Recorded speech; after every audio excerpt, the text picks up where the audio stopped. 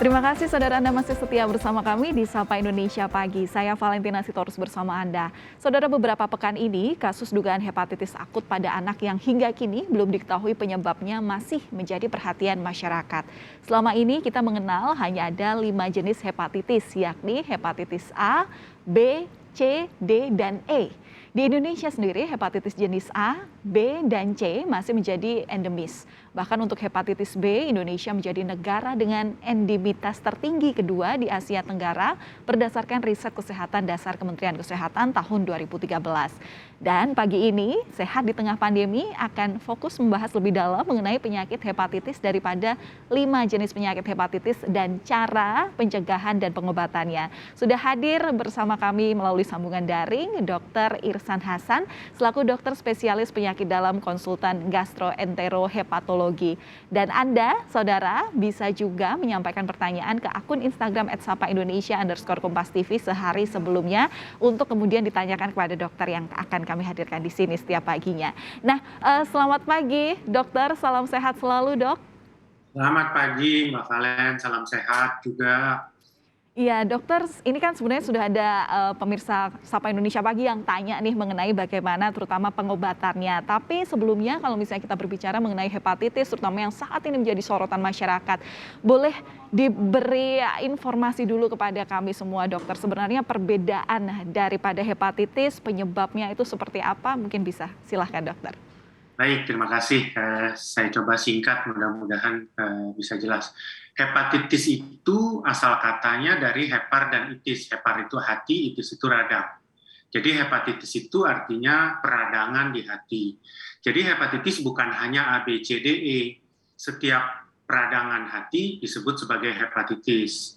Jadi H, B, C, D, E itu virus hepatitis. Tapi ada juga hepatitis lain karena alkohol, karena infeksi bakteri. Contohnya COVID, pasien COVID itu banyak yang mengalami hepatitis, tapi nggak sampai fatal atau sampai hebat. Demam berdarah juga bisa bikin hepatitis. Leptospirosis bikin hepatitis. Tetapi biasanya kalau kita ngomong hepatitis, kita seringkali membahas virus A, B, C, D, E. Kenapa? Karena virus ini yang jadi masalah, terutama untuk kita di Indonesia. Yang mana virus A, B, C. Virus B itu ada sekitar 18 jutaan penduduk Indonesia yang kena. Kalau hepatitis A, kita sering dengar KLB, kejadian luar biasa, ada outbreak. Nah, hepatitis A itu sering itu bikin. 4 bulan yang lalu, kalau nggak salah di Kebumen. Beberapa waktu yang lalu di Pacitan, di Jember, pernah di Depok. Jadi, yang kejadian-kejadian itu terjadi karena virus hepatitis A, B, C, D, E. Perbedaannya apa, dok, antara virus hepatitis A, B, C, dan D, dan E? Iya, sebetulnya walaupun namanya A, B, C, D, E sifatnya beda jauh gitu ya. Jadi kenapa A, B, C, D, E? Karena yang bikin nama tidak kreatif. Tapi sebetulnya sih dia beda. Hepatitis A itu menularnya lewat makanan. Kalau makanannya tidak bersih, tercemar virus, masuklah hepatitis A. Hepatitis B itu beda, dia tidak menular lewat makanan, tapi menular melalui istilah kami darah dan cairan tubuh. Kalau seseorang hepatitis B kemudian mendonorkan darahnya kepada orang yang lain, orang itu akan tertular hepatitis B. Juga ditularkan dari ibu yang hepatitis B kepada bayinya. Nah, di Indonesia kenapa tinggi? Karena ibu-ibu yang positif menularkan kepada bayinya. Hepatitis C mirip hepatitis B penularannya, yaitu melalui darah dan cairan tubuh. Terbanyak kasusnya adalah dari transfusi darah, tapi transfusi darah sudah di screening. Yang sekarang masih sering ditemukan adalah penggunaan narkotika suntik. Untuk injeksi begitu ya, dok ya, katakanlah. Pokoknya jarum suntik tercemar dipakai gantian kena hepatitis C. Nah, hepatitis A kalau sudah kena, sembuh, nggak akan kena lagi, nggak akan berurusan lagi, beres urusannya. Tapi kalau hepatitis B dan C, cenderung menjadi kronik. Apa maksudnya kronik? Kalau hari ini kena, tahun depan itu virus masih ada, 5 tahun lagi masih ada. Bahkan seumur hidup dia bisa bersarang di tubuh orang yang terkena. Begitu. Oke, itu tadi baru A sampai C, dokter. Kemudian kalau yang D dan E seperti apa? Ya, lebih ribet lagi. Hepatitis D itu hepatitis yang menempel pada hepatitis B. Cara penularannya mirip hepatitis B, hepatitis D. Nggak ada hepatitis B, nggak ada hepatitis D atau delta. Nggak ada beta, nggak ada delta. Kalau ada beta, dia nempel ke hati bersama si beta. Hepatitis E mirip hepatitis A. Jadi hepatitis E juga menular melalui makanan, kebersihan yang tidak bersih maksudnya, kemudian bikin gejala kuning, mual, dan sebagainya. Jadi hepatitis E mirip seperti A. B, C, D itu mirip sifatnya. Tetapi itu jenis virus yang berbeda. Jadi kalau kita lihat jenis virusnya, sebetulnya beda virus. Dokter, ini kan kemudian kita membahas mengenai bagaimana langkah pengobatan. Apakah jika sudah ada masyarakat yang terkena hepatitis, ini bisakah diobati secara alami atau memang bantuan medis atau harus melaksanakan transplantasi hati, Dok? Baik, mudah-mudahan ini cukup waktu ya, karena hepatitis A, B, C, D, E ini kalau kita kuliah kedokteran pelajarannya itu 3 bulan sendiri. Nah, hepatitis A itu nggak ada obatnya, badan yang akan menyembuhkan. Sama kayak orang kena diare karena virus, kesembuhan oleh tubuh. Dan biasanya bagus. Kejadian di Kebumen, di Pacitan yang kemarin, di Pacitan lebih dari 1.000 orang kena, seribunya sembuh tanpa ada yang meninggal. Itu hepatitis A. Hepatitis E mirip, tadi kan saya sudah sampaikan. Yang repot adalah hepatitis B dan C. Hepatitis B ini bersarang lama dan ujung-ujungnya bisa bikin pengerasan hati yang kami sebut sebagai sirosis. Bisa bikin kanker hati atau hepatoma. Nah, inilah yang kemudian nanti perlu ditransplantasi hati. Jadi tidak semua hepatitis itu ditransplantasi hati. Mungkin nggak hepatitis A ditransplant? Mungkin kalau kondisi livernya sangat memburuk. Tapi itu terjadi hanya pada kurang dari 1% kasus. Oke, dokter, kemudian kita membahas mengenai hepatitis akut yang saat ini sedang terjadi, terutama menyerang anak-anak usia 1 bulan sampai 16 tahun. Nah, gimana dokter melihat hal ini? Apakah ini juga nanti bisa dikatakan sebagai hepatitis F begitu? Atau seperti apa sih sebenarnya saat ini untuk pemeriksaan sampel dan lain sebagainya untuk mengetahui apa sebenarnya yang menyebabkan hepatitis akut ini muncul kemudian? Ya, nama singkatnya hepatitis akut. Akut itu artinya baru ya, bukan 1 tahun atau 2 tahun. Jadi mungkin gejalanya seminggu, 5 hari dan sebagainya. Tapi dia punya nama lain. Kita di masyarakat dan medis menyebut sebagai hepatitis misterius. Keren namanya, misterius. Umur-umur belum ada hepatitis dinamakan misterius. Atau kalau di diskusi medis kita sebut acute hepatitis of unknown etiology. Jadi sebetulnya misterius karena penyebabnya masih misterius. Penyebabnya tidak jelas. Sudah dicek A, B, C, D, E semuanya negatif. Tapi gejalanya gejala hepatitis, mual, muntah, diare, mungkin meriang, juga ada kuning atau livernya membengkak. Nah, karena tidak jelas itulah disebut sebagai misterius. Nah, apakah akan jadi hepatitis F? Saya rasa mungkin tidak, karena kalau F akan ketemu virus F. Tapi saat ini arahnya kepada penyebab yang lain. Jadi satu, kenapa dibilang misterius? Karena kita belum tahu sebabnya. Ya insya Allah nantinya akan ketahuan penyebabnya. Dulu kan juga hepatitis yang lain seperti itu. Yang kedua, sifatnya beda ya. Hepatitis A, E yang menyerang masyarakat dari semua usia, biasanya perburukan terjadi pada usia lanjut, 40 tahun ke atas. Anak-anak itu kalau kena hepatitis santai-santai aja, lari-lari biasa gitu. Tetapi ini kondisinya justru lebih buruk pada anak usia di bawah 10 tahun. Jadi beda dengan hepatitis-hepatitis selama ini. Makanya menjadi misterius. Oke, dokter, untuk mencegah ini kan tentu perlu beberapa metode begitu ya, selain juga menjaga kebersihan, tentu yang diutamakan adalah imunisasi mungkin bagi anak-anak. Nah, kemudian imunisasi ini menjadi penting dan apakah vaksin ini sudah cukup bisa dikonsumsi pada masyarakat, terutama untuk hepatitis yang sudah ada sebelumnya, apakah itu bisa mencegah untuk kita tertular hepatitis misterius ini? Oke. Karena hepatitis, kalau kita bicara hepatitis misterius ini, karena penyebabnya saja belum tahu, kita belum ada vaksinnya.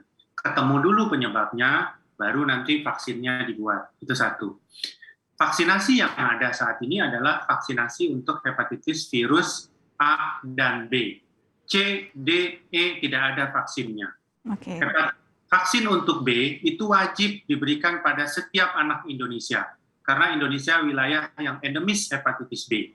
Jadi setiap bayi lahir harus dapat vaksin hepatitis B, dan itu harus diberikan dalam 24 jam pertama. Jadi yang wajib adalah B. Bagaimana orang dewasa? Sebaiknya diberikan. Sebenarnya pemerintah inginnya semua orang Indonesia ini divaksinasi hepatitis B, tapi dananya nggak ada. Oleh karena itu, buat yang dewasa ya mandirilah kalau belum pernah vaksinasi. Oke, dokter, jika sudah terkena hepatitis begitu, seperti apa pengobatannya? Saya juga pernah mendengar ada pengobatan alami, yakni dengan konsumsi tertentu seperti ginseng, terus juga seperti kunyit. Nah, apakah ini dibenarkan oleh dunia medis, dok? Ya, di masyarakat kita memang ini banyak digunakan. Tetapi biasanya yang khawatir itu adalah B dan C. Oke. Untuk B, obatnya ada, dan obat itu bisa mensupresi virus, mungkin harus diminum seumur hidup. Untuk C, obatnya ada, bahkan C ini 4 tahun terakhir ada obat yang canggih yang bikin kesembuhan hampir 100%.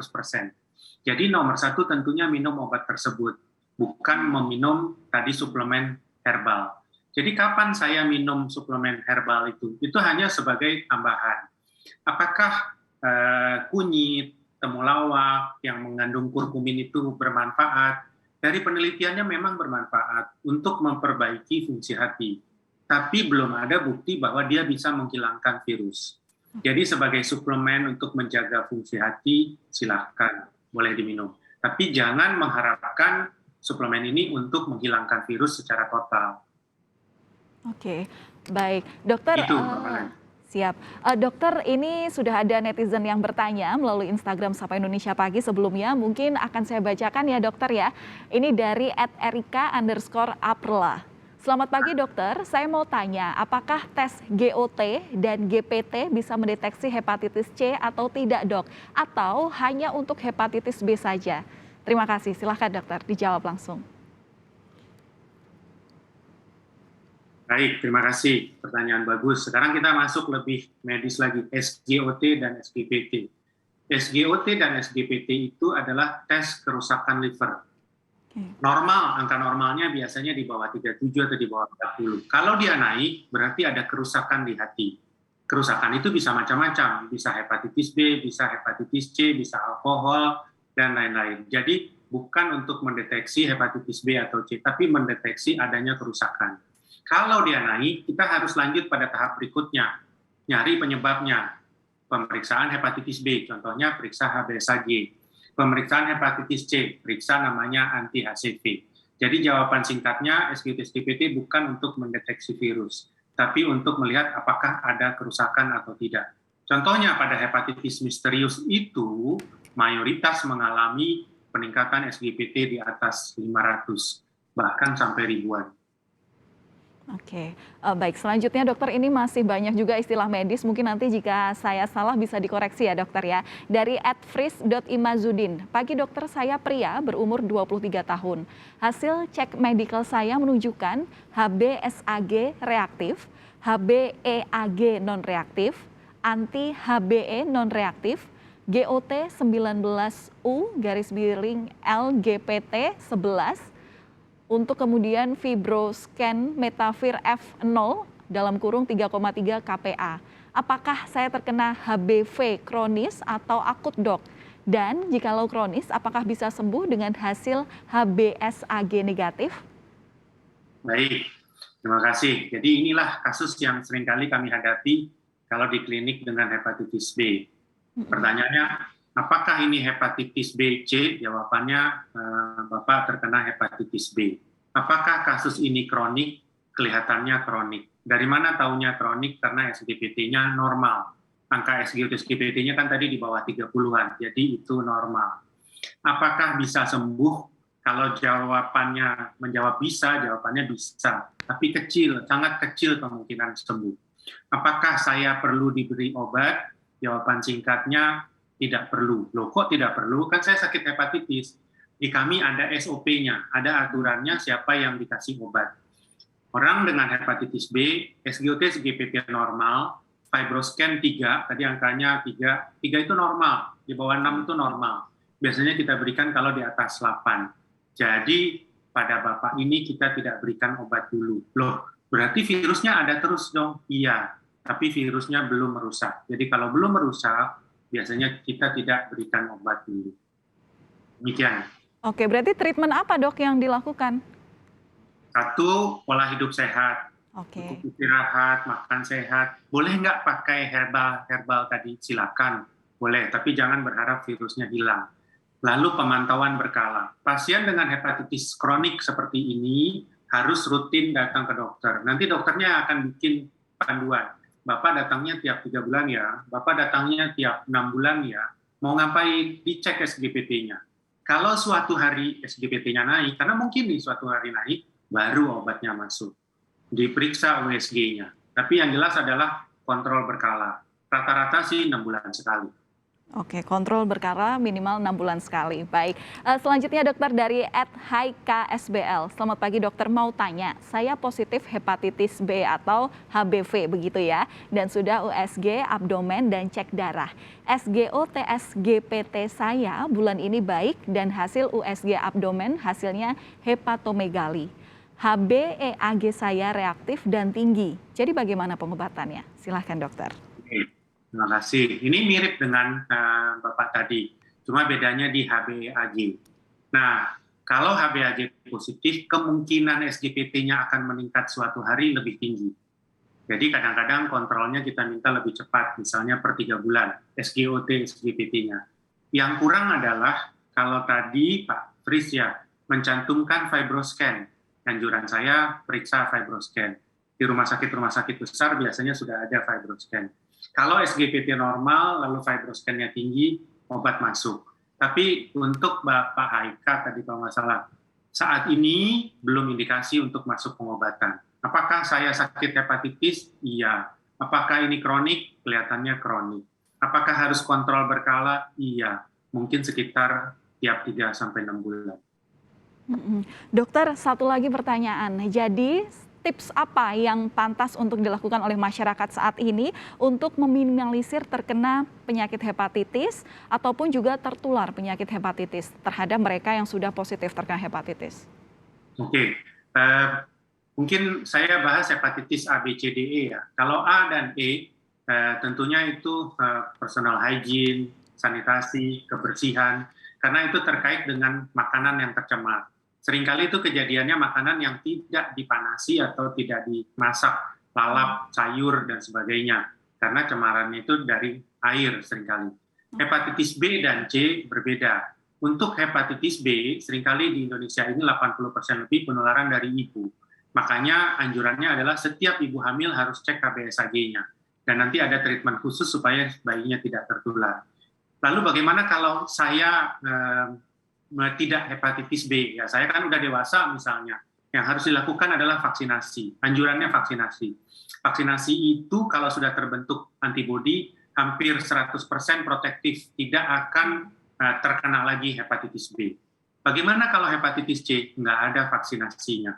Lalu apa yang harus dilakukan? Ya kalau harus transfusi darah, misalnya butuh transfusi darah, tentunya darah yang sudah di-screening. Kalau pakai jarum suntik, pakailah jarum yang steril. Kalau mau tato atau mau tindik atau apalah, pakailah jarum yang bersih. Karena penularannya melalui tusukan, melalui jarum. Demikian. Baik, terima kasih Dr. Irsan Hasan sudah berbagi informasi bersama kami. Semoga hal-hal yang disampaikan termasuk juga tips untuk meminimalisir terkena virus hepatitis ini bisa jadi pedoman masyarakat untuk bisa hidup lebih sehat lagi. Terima kasih Dr. Irsan Hasan, dokter spesialis penyakit dalam, konsultan gastroenterohepatologi sudah bergabung bersama kami. Salam sehat selalu, kapan-kapan lain waktu nanti kita ngobrol lagi. Baik.